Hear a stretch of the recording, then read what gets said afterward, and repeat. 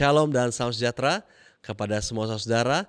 Di mana saat ini kembali lagi bersama saya Besen Ratu Randang, kita akan mengikuti program Dialog Sehat di mana kami AWR Borneo berkolaborasi dengan Rumah Sakit Advent Medan untuk menyampaikan tips-tips kesehatan. Dan tentunya saat ini saya tidak sendirian, saya ditemani oleh tenaga medis dari Rumah Sakit Advent Medan yaitu Ibu Kori. Shalom Ibu Kori. Shalom, Horas. Horas. Iya, terima kasih. Dan saat ini kita akan mengikuti pembahasan yang sangat menarik dengan judul pencegahan dan pengendalian infeksi atau PPI, pencegahan dan pengendalian infeksi.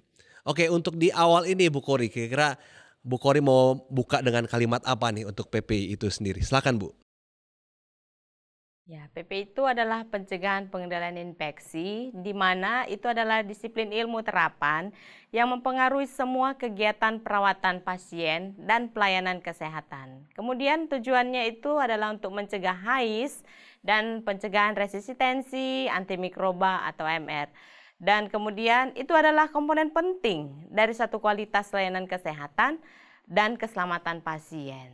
Jadi tujuannya itu pengendalian infeksi. Oke, mungkin kalau kita datang dari kacamata orang awam, kira-kira lebih sederhananya apa itu bahasanya Bu Kori untuk PP itu sendiri? Kira-kira? Sederhananya itu pencegahan. Pencegahan ya. Jadi kita lebih baik mencegah daripada mengobati. Betul. Seperti itu. Oke, lalu berikutnya sekarang, ketika kita sudah mengetahui bahwa PPI memang adalah pencegahan, kira-kira tujuan utamanya dari PPI apa supaya kita semua bisa tahu? Silakan Ibu. Tujuan utamanya itu untuk menurunkan atau minimalkan kejadian infeksi atau insiden.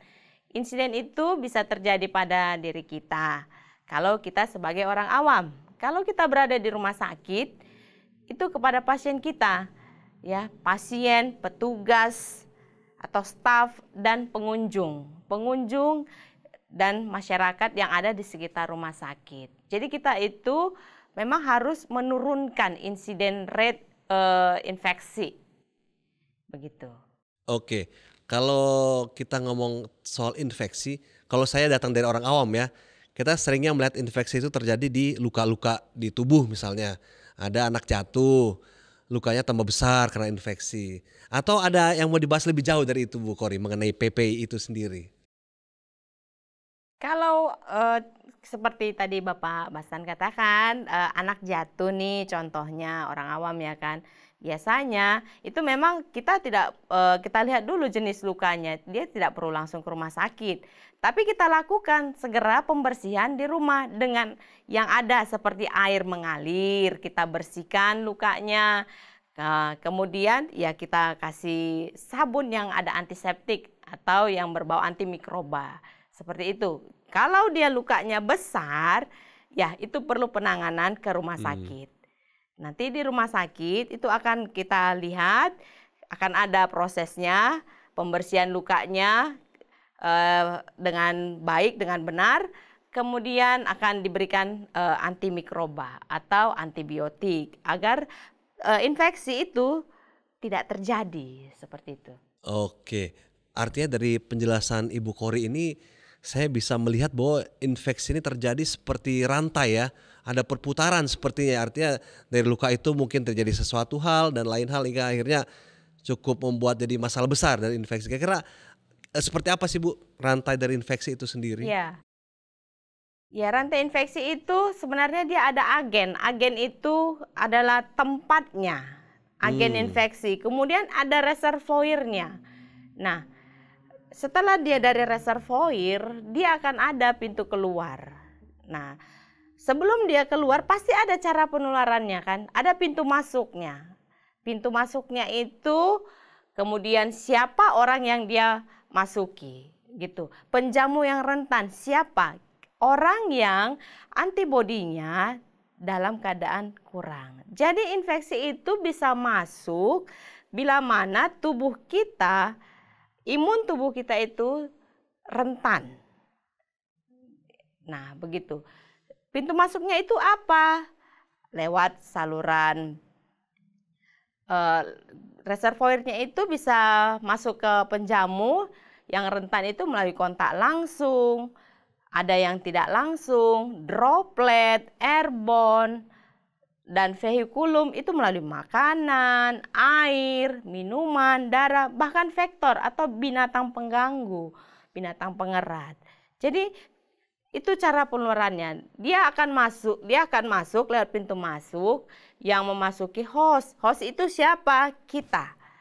Tubuh kita. Yaitu melalui apa? Saluran napas kita, saluran cerna, saluran kemih, baru mata, ya.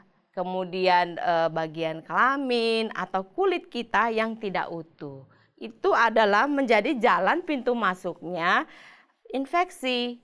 Siapa penjamu yang rentan itu? Adalah seorang yang kekebalan tubuhnya menurun. Sehingga dia tidak mampu melawan infeksi. Nah, itu adalah faktor yang mempengaruhi kekebalan tubuh. Itu bisa kita lihat umur atau usia ya. Kemudian status gizi kita bagaimana? Status imunisasi yang didapatkan. Adakah penyakit kronis? Atau ada luka bakar yang luas? Atau ada trauma? Atau ada pasca pembedahan yang tidak sembuh dan pengobatannya ada dengan imunosupresan. Seperti itu. Oke, jadi saya coba tangkap sebelum kita lebih jauh ya. Artinya untuk infeksi ini sendiri ada yang menular juga berarti ya? Karena dia ya ada yang menular berarti ya, menular kepada orang lain. Ya. Iya. Ada. Itu melalui kontak juga dia menular, droplet. Dia melalui droplet dan airborne. Itu penularannya, cara penularannya. Oke, mungkin kembali ya kita ke kacamata orang awam ya. Kan saya tadi awal bilang bahwa infeksi itu yang saya tahu seperti luka yang membesar. Nah, kalau untuk infeksi yang menular, kira-kira penyakit seperti apa Bu Kori yang mungkin supaya kita bisa lebih mengerti di rumah ini?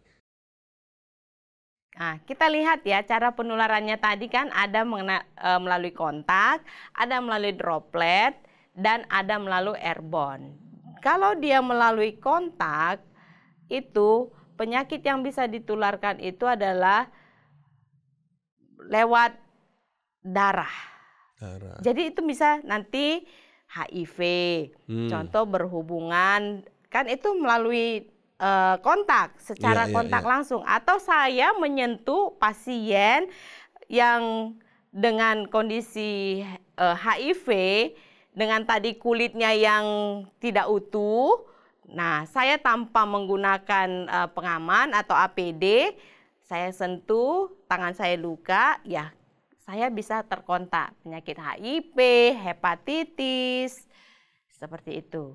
Kalau dia lewat droplet, droplet itu lewat udara ya, itu bisa terjadi juga kita terjadi infeksi, bisa menyebabkan seperti influenza atau flu ya. Kemudian dia dengan airborne itu bisa mengakibatkan TBC, morbili, seperti itu. Baik, kalau gitu pertanyaan berikutnya. Kan kita berbicara mengenai PPI ya, atau pencegahan dan pengendalian infeksi. Nah, artinya apa sih sebenarnya standar atau kunci atau elemen-elemen penting yang bisa kita pelajari saat ini supaya betul-betul kita bisa mencegah tuh atau mengendalikan infeksi itu sendiri. Kira-kira ada hal apa yang bisa disampaikan Bu Kori? Poin utama yang paling penting dalam pencegahan infeksi ini adalah satu, kita harus tahu dulu resiko apa yang akan terjadi kalau kita tidak melihat. Ya, resiko apa yang terjadi, paparan apa yang terjadi kalau kita tidak lihat, atau apa penggunaan alat pelindung diri yang kita pakai. Kemudian kebersihan tangan, ini faktor utama. Kebersihan tangan ini adalah faktor utama, karena melalui tangan kita ini kita bisa menularkan. Karena kenapa? Kita bisa menularkan karena kita menyentuh satu dengan yang lain. Iya kan? Sepele kan? Nah, kita tidak tahu nih, tangan kita ini sebenarnya penuh dengan kuman, bakteri yang tidak bisa kita lihat secara kasat mata.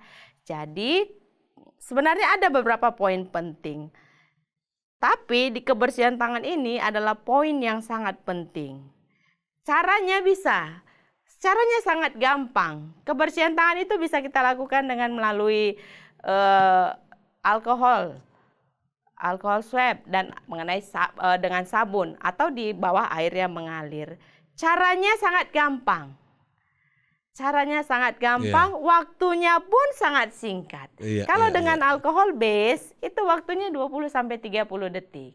Sangat gampang. Dan kalau dengan sabun waktunya itu hanya 40 sampai 60 detik. Nah, jadi kebersihan tangan walaupun tangan kita tampak tidak kotor, mari kita lakukan kebersihan tangan. Karena kita akan menyentuh, contoh nih saya menyentuh ini kan tampaknya nggak kotor nih meja ya. Nah, saya akan pegang yang lain begitu. Nah, kalau tangan saya ada memegang sesuatu yang berbau darah, terus pegang ke teman yang lain lagi, itu saya sudah berpotensi untuk menularkan infeksi. Maka saya harus melakukan kebersihan tangan. Kemudian apalagi yang harus kita lakukan? Penggunaan APD ya. APD atau alat pelindung diri itu sangat penting. Ya, kita seperti sekarang ya, karena lagi musim influenza, ya mari kita pakai masker. Ya, supaya tidak menularkan. Sebenarnya betul. Sepele ya, kita batuk, kita flu, ya kan, kita menularkan secara tidak langsung, begitu. Ya, itu poin utamanya. Kemudian, kalau ini secara awam, kalau di rumah sakit itu untuk mencegah itu kita ada pemisahan pasien. Jadi pasien dengan penyakit yang satu yang menular tidak boleh digabung. Gitu. Kalau kita mau terapkan di rumah juga boleh. Contoh nih kita lagi flu, ya kan, batuk. Kalau masih ada bayi, ya kalau bisa jangan digabung lah. Yang tidak flu dengan yang flu, biar tidak terkontak dengan si bayi, seperti itu. Di rumah sakit juga begitu.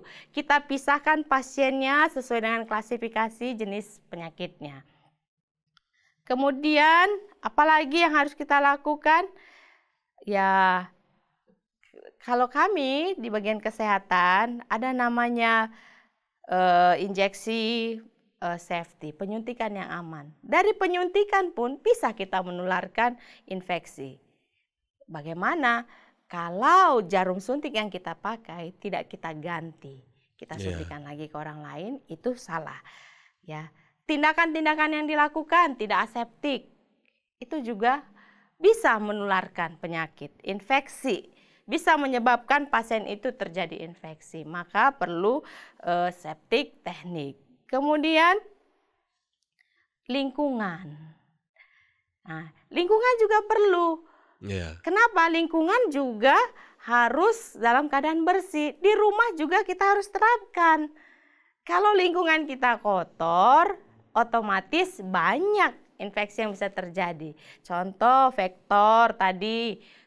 Vektor itu sebenarnya sumber infeksi. Kalau dia masih ada di sekitaran rumah kita atau lingkungan kita tidak bersih, itu akan menyebabkan infeksi. Nah, di bagian rumah sakit juga itu ada mengenai linen yang dipakai seperti spray, selimut. Itu juga bisa menularkan infeksi bila mana itu tidak diganti. Kalau pasiennya sudah terkena cairan, itu harus segera diganti agar infeksi tidak menyebar ke pasien satu dengan pasien yang lain. Kemudian mengenai sampah, ya.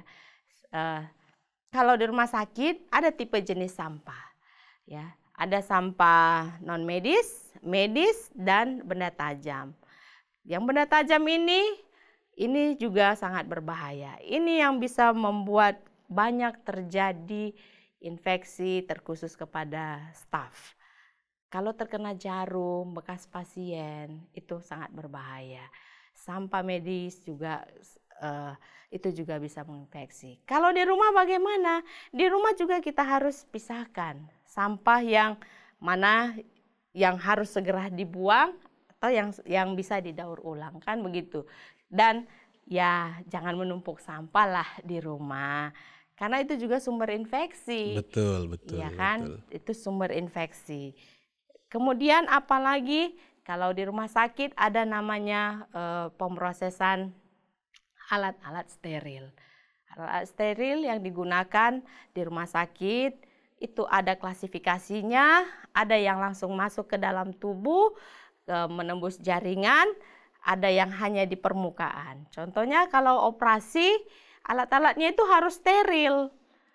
Harus dilakukan pembersihan. Mengapa? Kalau dia tidak steril, tidak disterilkan, terus digunakan lagi ke pasien lain, itu bisa menyebabkan infeksi. Seperti itu. Baik, terima kasih Ibu Kori. Kemudian, Silakan. iya. Ya, artinya yang saya lihat ini dari penjelasan Ibu Kori, ini banyak hal yang kita terapkan waktu saat COVID yang lalu ya. Artinya kita menjaga kebersihan semuanya, bahkan memakai APD. Dan sepertinya itu cara yang normal sebetulnya supaya kita bisa mencegah infeksi-infeksi di dalam tubuh kita.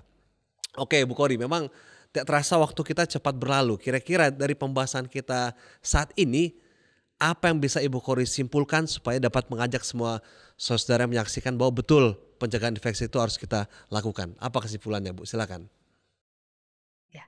Pencegahan infeksi itu gampang untuk kita lakukan. Dia tidak menguras banyak biaya. Sangat gampang. Mari kita lakukan pola hidup sehat, perilaku hidup sehat, yaitu kebersihan tangan. Kunci utamanya lakukan kebersihan tangan. Jangan hanya di era COVID kita melakukan itu. Ya. Jadi dalam kehidupan kita, mari kita lakukan kebersihan tangan yang sangat gampang sekali, sangat mudah sekali kita lakukan. Mungkin kita bisa lihat, kita praktekkan cara kebersihan tangan. Yang pertama, kita lakukan kebersihan tangan dengan menggunakan alkohol base. Kita ratakan di area permukaan. Kemudian punggung tangan kanan dan kiri secara bergantian kita lakukan. Kemudian sela-sela jari. Kemudian mengunci. Setelah mengunci ibu jari kanan dan kiri dan ujung kuku kanan dan kiri. Jadi tangan kita bebas dari kuman dan kita tidak berpotensi untuk menularkan infeksi kepada orang lain. Simple. Perilaku hidup sehat dimulai dari kebersihan tangan untuk menurunkan resiko infeksi. Baik, terima kasih Ibu Kori. Semoga apa yang kita sampaikan di saat ini dapat diterapkan oleh semua saudara dan menjadi berkat untuk kita semuanya. Ya, mungkin ini saja yang bisa kami sampaikan saat ini. Kiranya Tuhan memberkati kita semuanya.